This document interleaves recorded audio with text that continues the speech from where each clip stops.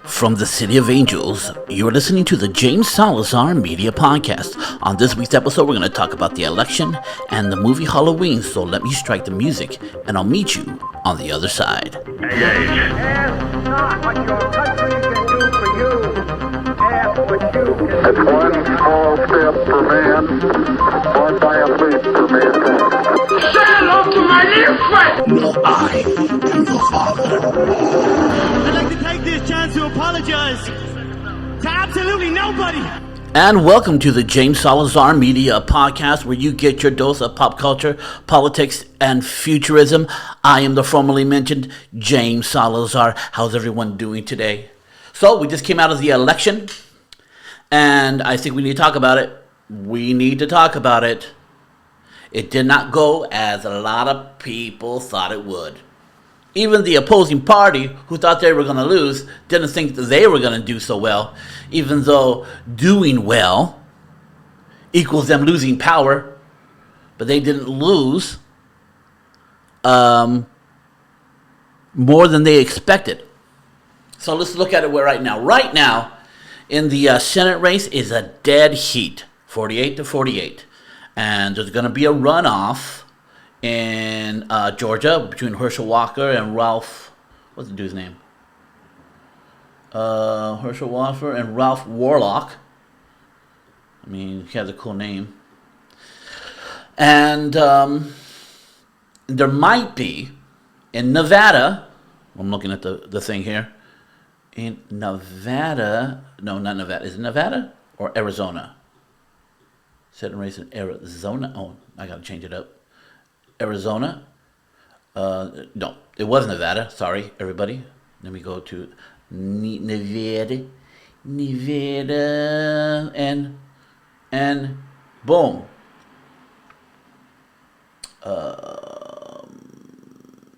Yeah, they're both Catherine Mesto and Adam Laxalt, L-E-X-A-L-T, Laxalt. They're both at 48. One's at 48.8, the Democrat, and the other one is 48.1. That might have to go to a runoff.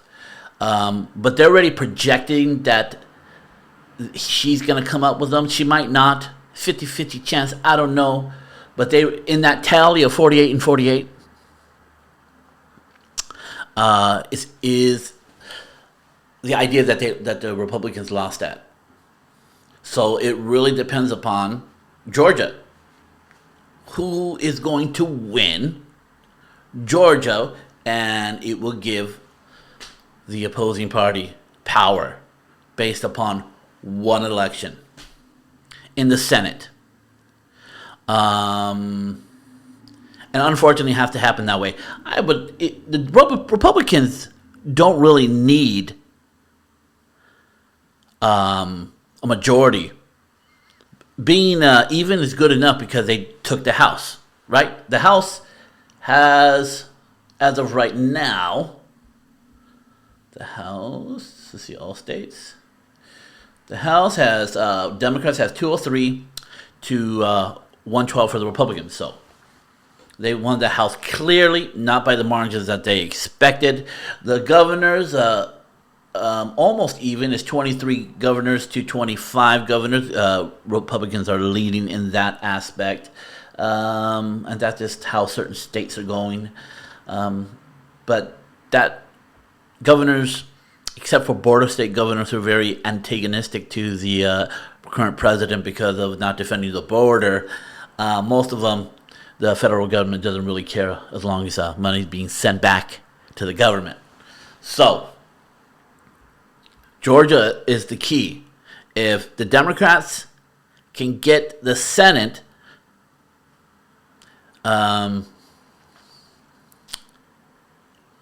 then everything's a stalemate. Joe Biden's a lame duck because they lost the House. Nothing's going to happen.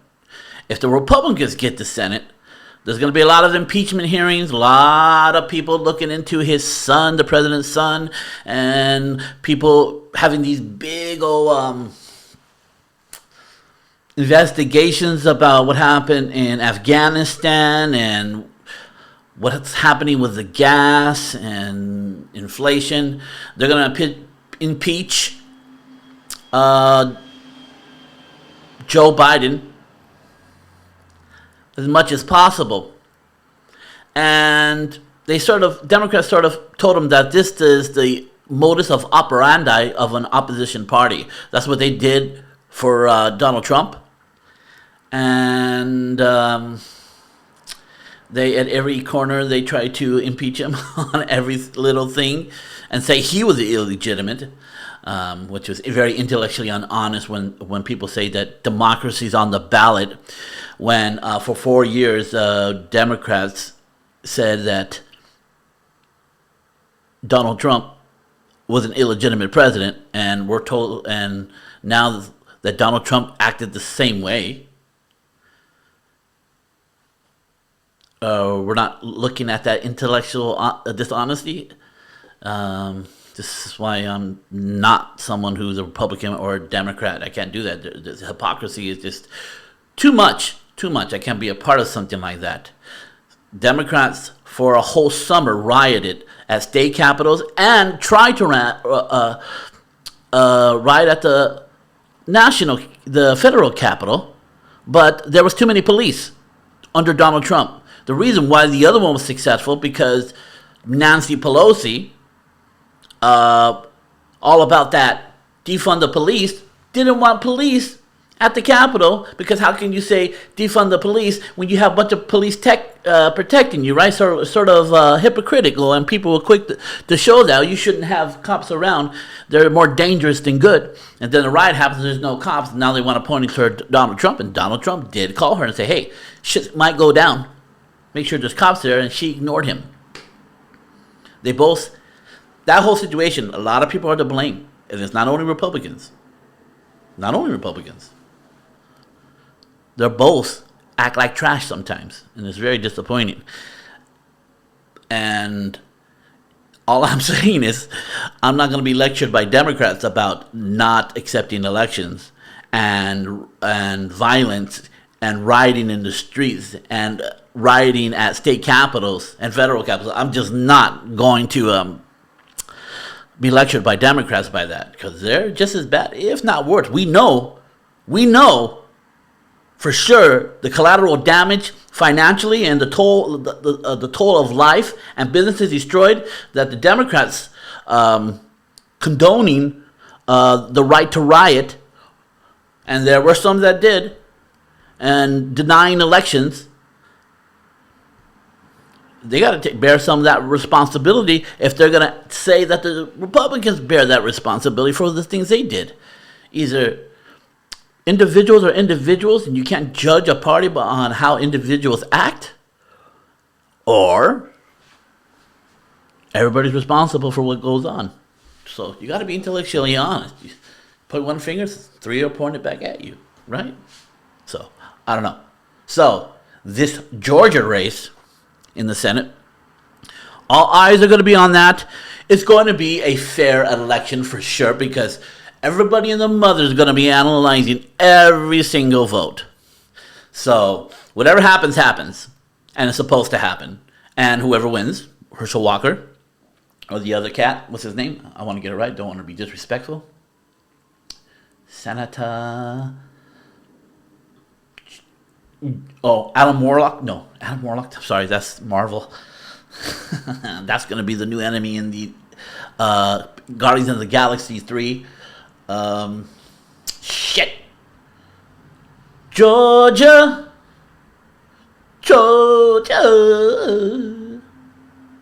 Yes. Oh, Raphael Warnock. It would have been a lot cooler if he was Warlock. I would have voted for a Warlock. Maybe I would. I don't know. If they're Republican, no, I don't know. If they're conservative, libertarian, I might. I just might. Just might. So what are the lessons going forward? What we can take from this. So, Republicans totally over-exaggerated what was going to happen, or maybe not over-exaggerated, but because they did believe it. They thought it was going to happen It was a very little trickle. Instead of a red wave, it was a red trickle, really trickle, drops. They barely got the Senate, and were unsure. And they barely got the House, and were unsure about the Senate. They could very much lose the Senate. And going forward, they have to learn their lessons. Number one, Republicans have to be careful who they put up as candidates, right? They got to be very careful. Herschel Walker, he had a troublesome past, and not every Republican came out for him. Same thing with Dr. Oz. Dr. Oz and Herschel Walker did just as good as Donald Trump in those areas. And you had the winning issues. You should have put up better people. And not these. You think, because it's so tilted towards your way, it doesn't matter who you put in. It does. It does. Look, Democrats will vote for anybody. They'll vote for some guy who, if his head's cut off, as long as he, I don't know. If the damaged brain, we know they have a president that's barely cognitive, barely alive, and we got, and Dr. Oz ran against a guy who has a stroke, who you wouldn't trust to give you a ride down the street. But yet you will let them come in, because Democrats will vote for anybody. They don't care. They're going to vote Democrat. We know right now that the Republican Trump Party is an issue, is a problem. But Democrats, they don't care. They'll vote for their person no matter what. Doesn't matter if they rape somebody, murder somebody. They don't care. Like Anthony Weiner, they didn't care that he did those things. If it wasn't the Republicans making them look stupid,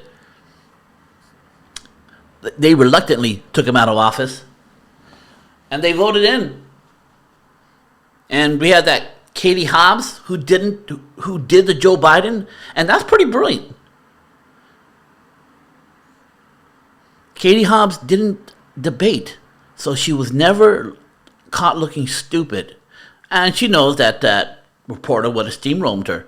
But that reporter had no history of conservatism, or she was just brand new and there's better people to put in. I like Katie Hobbs. She seemed like a nice person, and she didn't put up with people's shit. But that's no longer working well anymore, just punching back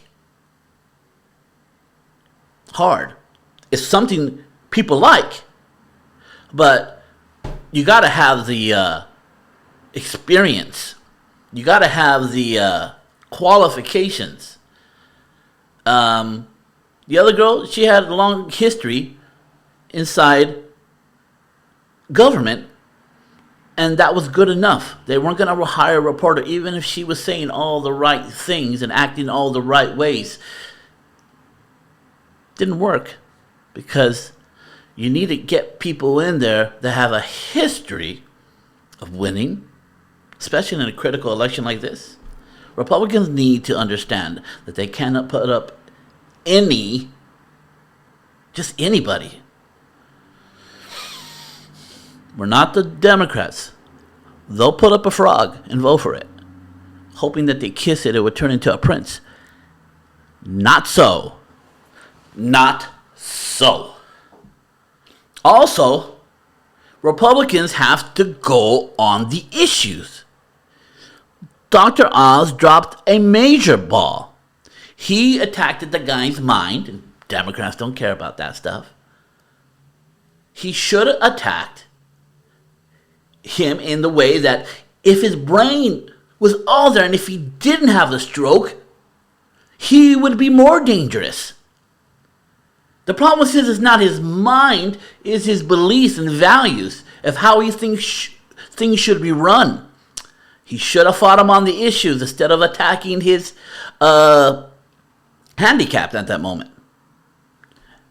Same thing with Carrie Lake. She attacked the girl's inability to debate. And Democrats and obviously moderates don't care about that. She should have went after the issues that any Democrat, it's not going to work. It's bad for the state. So, I mean, you got 15 seconds before someone turns the television. If she just says, well, Katie Hobbs doesn't want to debate, that's the first 15 seconds. And then they switch to something else, or the people switch the channel, and they didn't hear your agenda. And all they see is you just whining about this other person who doesn't want to debate you. It's not enough for them not to vote against their own party that they traditionally have always voted for.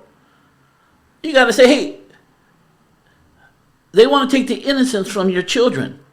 They want to teach all this stuff that we're arguing with and teach them at a very young age. They don't want them to be innocent. Keep our children innocent, right? You don't want your 7-year-old daughter know how to give a blowjob in school, right? Do you want that? Well, that's what Democrats are. Their sex education at that age is doing.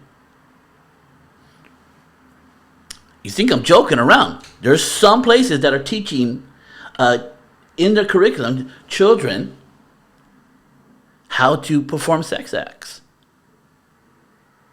and race the genders and all that crazy stuff. Those are the issues you got to talk about, because parents are just working hard, raising their kids. They give most of the days is for the children at school, and they need to be aware of these things. Just simple. Fight the issues.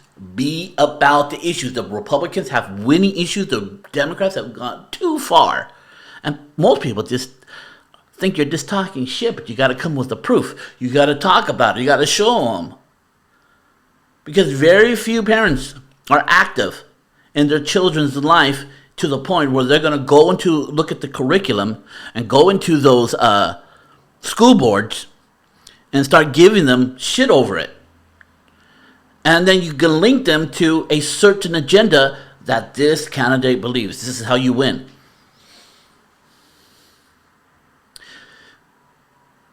People just feel better voting for Democrats because they've marketed themselves as caring. They have. And Republicans not. And people like nice people. Democrats will always be perceived more caring, and people will instinctively vote for them unless the Democrat takes this loss as a referendum to go back the other way, because they did lose. That's the thing. Republicans did win, and it would be portrayed as a victory if Republicans didn't believe they were going to take half the Senate and half the House. Didn't come anywhere close to that, but the Democrats did lose power by a lot, enough for nothing to happen in 2 years.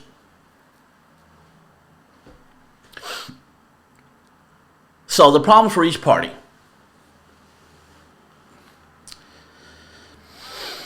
I'm reading my notes. The Democrats can easily win next time if they just go back on the transgenders, not be so radical, hold their line on first and second trimester abortions, but not third trimester abortions. This is going to be an issue. They're going to put out film about children being ripped apart, and Republicans also, for that matter, shouldn't be seeking full abortion bans. They should go third trimester, get rid of it. I'm pretty sure even in California, that third trimesters could be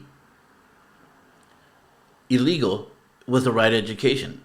Just people looking at the baby's body being torn apart, which we can see on film now. We can see, we've seen it. They filmed it. They should have never filmed it, but they have, and we've got the film, and you can see the baby recoiling in pain. And most people, when they see that, they're like, "I'm not for that." They just can't. They're not seeing it. It's a winning issue for Republicans. First trimester abortion is not a winning issue for Republicans. So the way the Democrats. Here's the thing. If Democrats keep on going down this agenda redefining gender, inflation, acting poorly against on how to defend the world, and all these gender issues and abortion issues.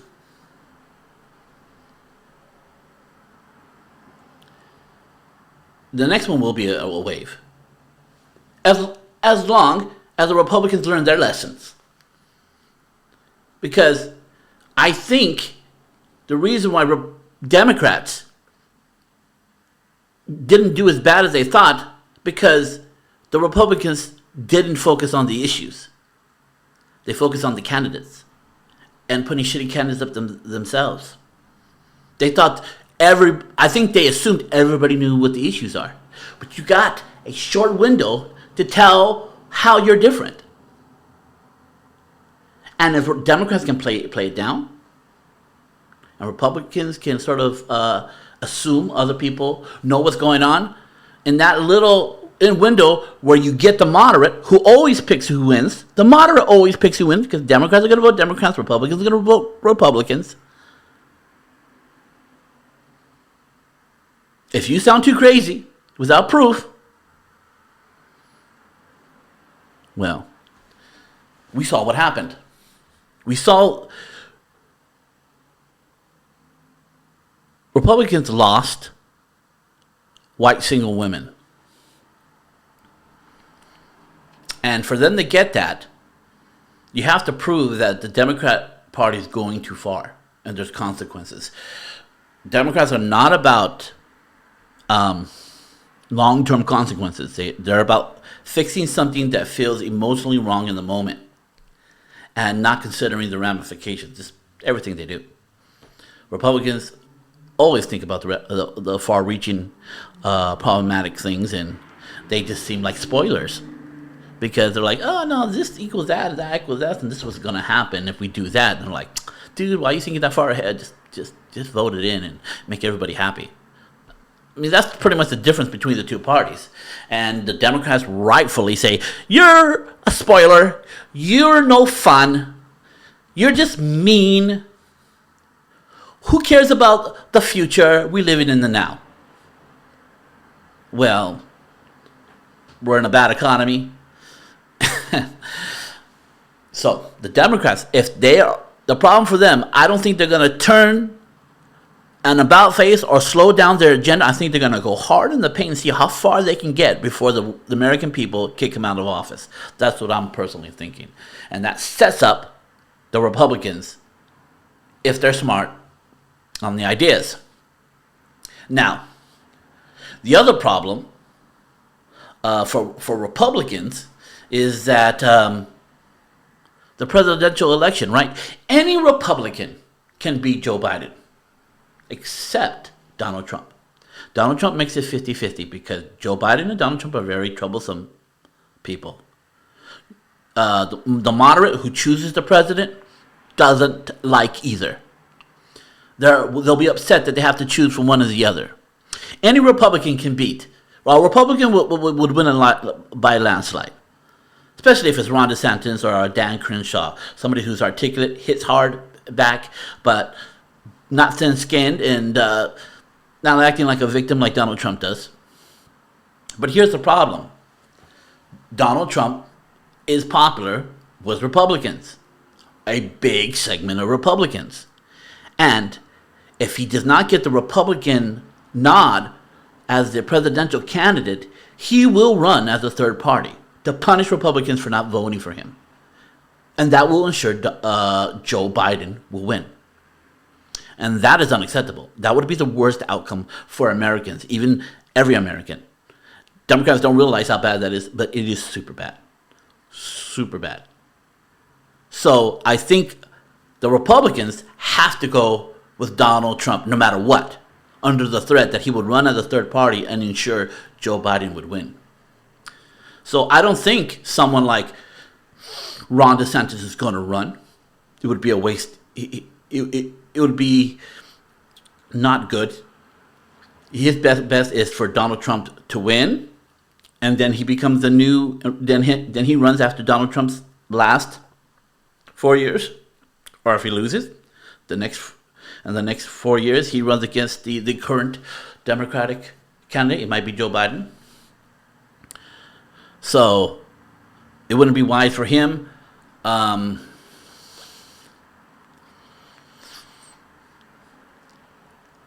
It's a big problem for Republicans because the moderate, if the economies have to be doing really bad, and Democrats don't seem like they're going to change anything for the moderate to vote Donald Trump, they're going to have to go, do I go with this blithering idiot, Joe Biden, or this orange hair, easily offended capitalist who likes to insult people? And I think going forward, a Republican candidate that plays nice, or a Democratic person who talks nice, I think people are just not going to care about how nice they are anymore. I think going forward is who's the most articulate on the issues and articulate in general. I think that's what the American people are going to want, and they're not going to get that in the next election. And that's what's sad about it, because Donald Trump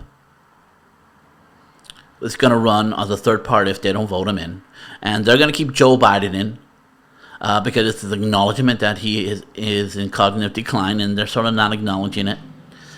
And we'll see what happens. Right now, if the Democrats are smart, they will stop attacking Donald Trump. Let Donald Trump a clear path to the presidency where they have the most chance of winning. That's the Democrats for you.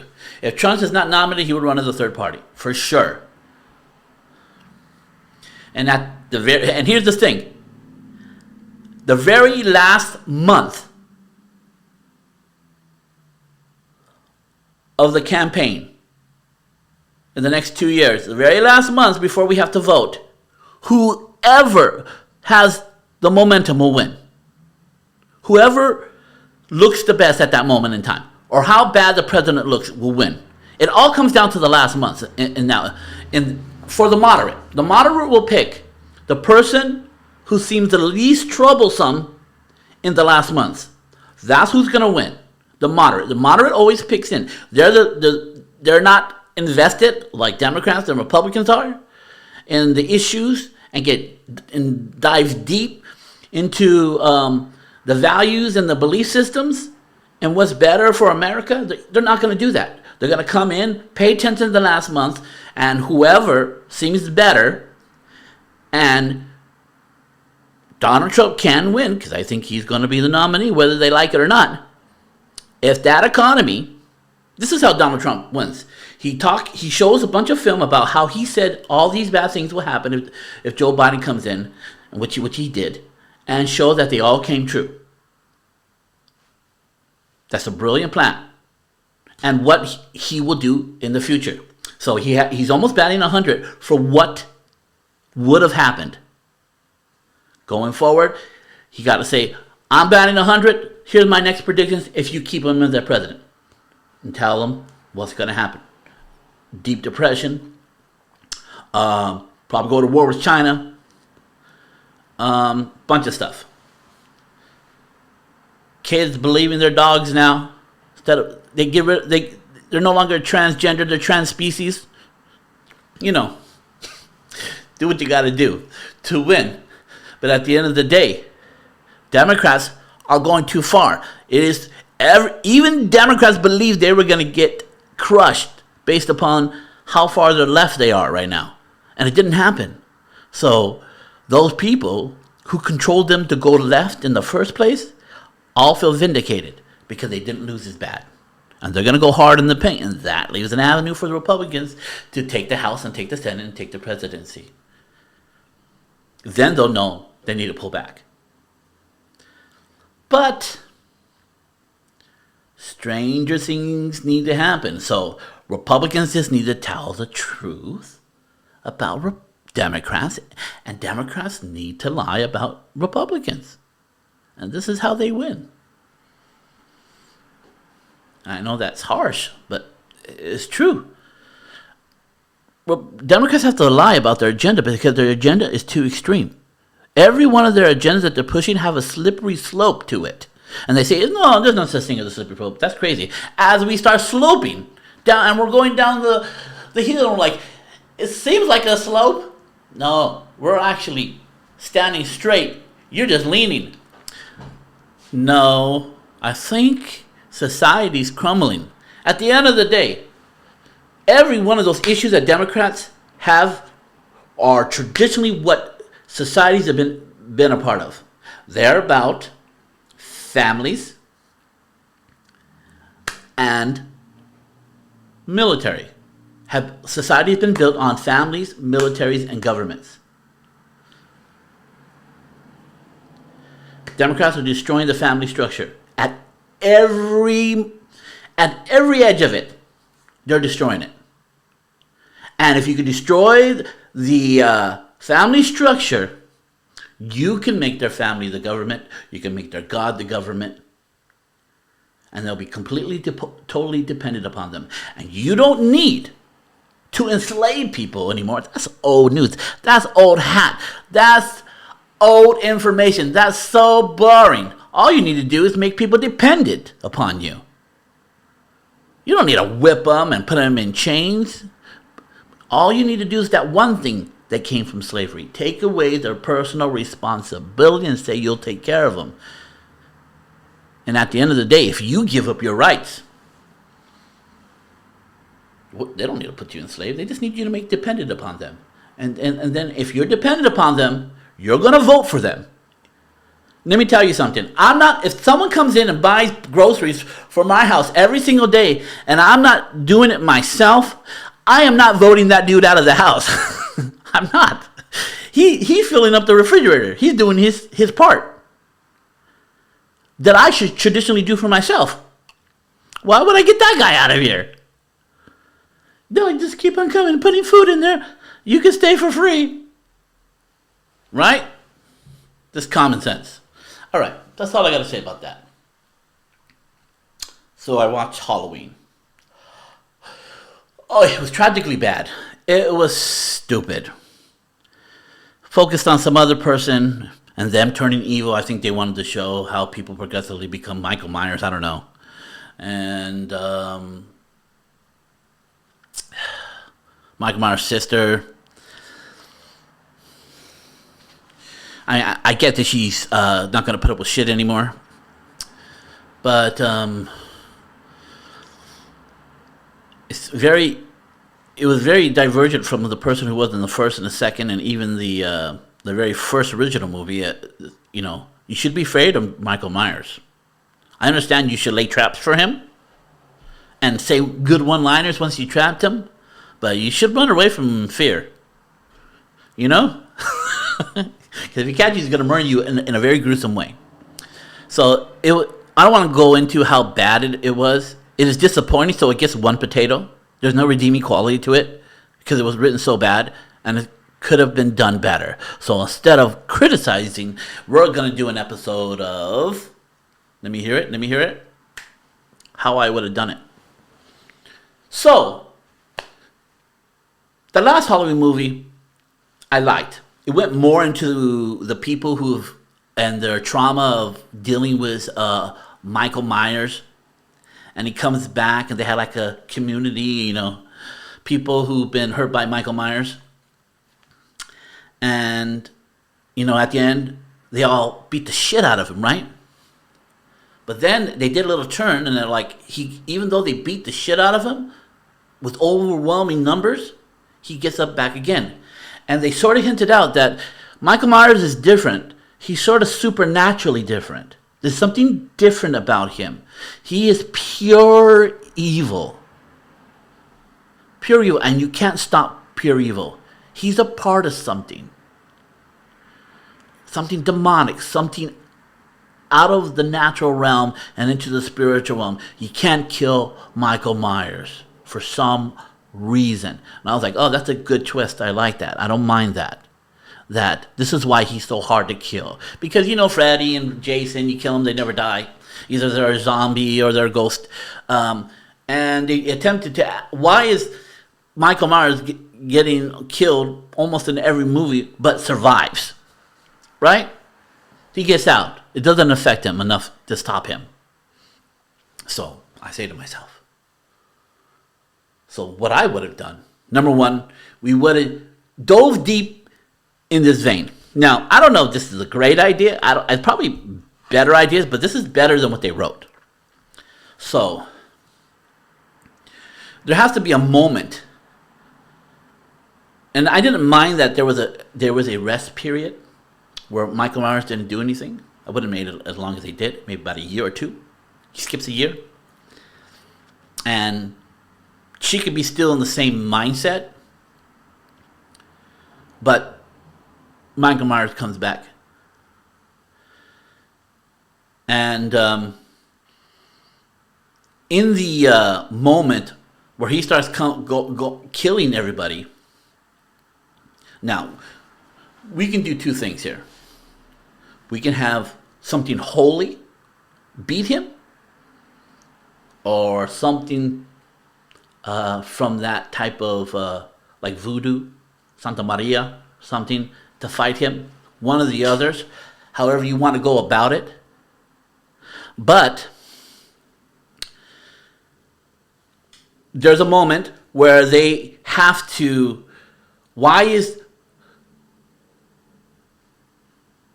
is Michael Myers so evil? And they start looking up the history of the Myers family, number one. Okay? Or the history of the place where Michael Myers lived. One of this influences his evil or imparts his evil. Right? So we can say that Michael Myers,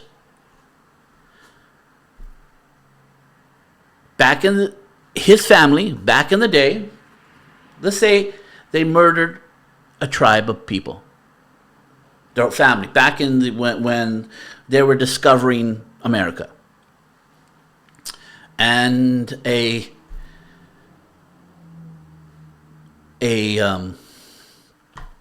Indian or Native American shaman curses them. And there's a history of, as they look back, sort of skips a couple of generations, but there's a history of family members since that cursing killing each other, or one of them killing the whole family. We will say maybe there's 4 or 5 since back then. There has been a family member killing everybody in the family. It's the curse. And reason why it hasn't gone any further, Michael Myers was supposed to kill everybody in his family. And for the curse to be lifted, he has to kill his sister. And the reason why he has this supernatural sustain and why it's still happening, because he hasn't killed his sister yet. And once he kills his sister, it probably will jump another generation to the Myers family.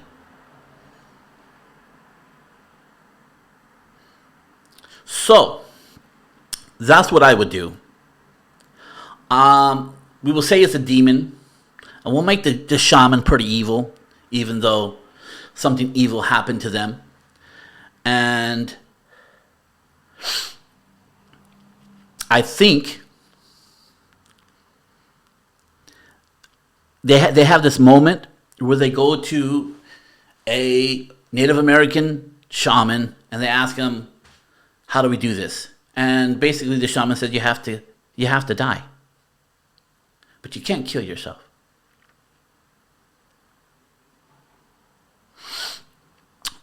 You have to die at Michael Myers' hands.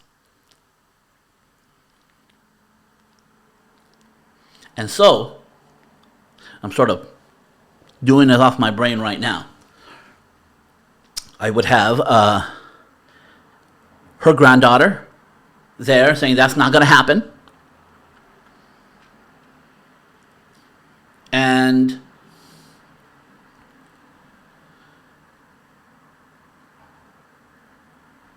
they find out that the shaman says they have to kill the last member of the family. But there's no promise that it won't end with you because you have a granddaughter. So she has to kill Michael Myers in a way that kills herself as well as Michael Myers to ensure that they both die. This is the main person's, the sister of Michael Myers, what they have to do. And then they proceed to make a trap. That house was a trap, but something equivalent to how the Terminator dies, the friendly Terminator dies in Terminator 2. Something that totally destroys Michael Myers' body as well as her to end the curse. And I don't know how we would do that. It probably has to do with something industrial happening. Maybe a mine or a shaft at the very end. Maybe they both fall in there and Michael Myers kills her, but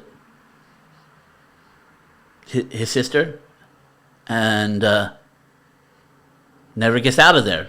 He's trapped there for a millennial for the next movie, and the granddaughter just says, I won't get married and I won't have children, to end the line, to end the Myers line.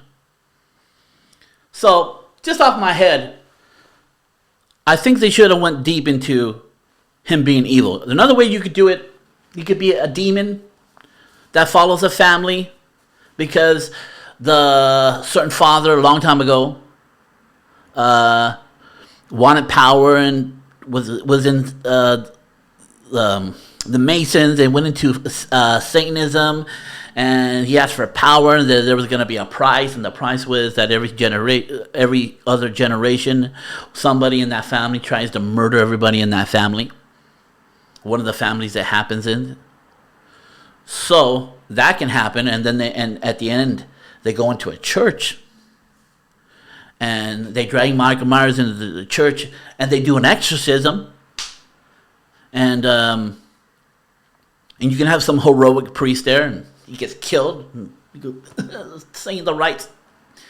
The power of God compels you out of you, Michael Myers, and this crazy demon comes out at the very end, and then Michael Myers' body just dies from all his injuries. And that could be a happy story. So, which one do you like better? But if you have a better idea, it would still be better than what they put. Put it in the comments. Tell me how you think it would be better. Your idea. I would love to hear a better idea. But those are my two ideas. I think they should have went into the evil. So my friends, before I leave, I got a commercial for you. Hey everyone, it's James Salazar with James Salazar Media. If I can just have a moment of your time to talk about some things that I'm doing and some free things I have for you. Let me talk about my Intellectual Anarchy show, where we engage in extreme truth, extreme common sense, and diversity of ideas, where we talk about philosophy, religion, and politics, because I think they're inseparable from having a successful life. We also have the Brightburn YouTube Academy, where we talk about the belief systems and principles in being an entrepreneur. We also have the James Salazar Media podcast, where we talk about pop culture and politics and futurism. Some free things I have for you. We have the Brightburn Society Facebook group, where you come together with people with like-minded goals, where we maximize your illumination by maximizing your human potential. That's free. You just got to join. I also have a free ebook for you called How to Be Great at Everything You Do Blueprint. Just Download that. That is free to you. Also, you can check out my coaching services and my speaking services at jamessalazarmedia.com. Everything will be in the show notes of this video. Also, I have a QR code right here. You can take a picture of that and it will link you to everything I have. So that's all I have to say. This is James signing out. Have a good one. So, thank you for listening to the James Salazar Media Podcast. If you have any comments about what I said about the politics, if you got a nice insight, please put it in the show notes. I'll read it online. I'll read it. Put it in the comments or the podcast on iTunes or in the comment of the YouTube post of the podcast. We'll talk about it. Same thing. If you have a great idea or why you thought my idea was trash about the Halloween movie, just do it. Get involved. If you like, please share the podcast. Please subscribe to the podcast. Please press like on everywhere you see it. I would greatly appreciate it to expand my reach. So, my friends, if the storm of life's come against you and you find yourself on your knees, stand tall and take a look at that storm and say what my sensei Jack Burton always says. Give me your best shot. Strike the music. See you later, folks. See you later. No, wrong one. Shit. No. Get used to this. Boom.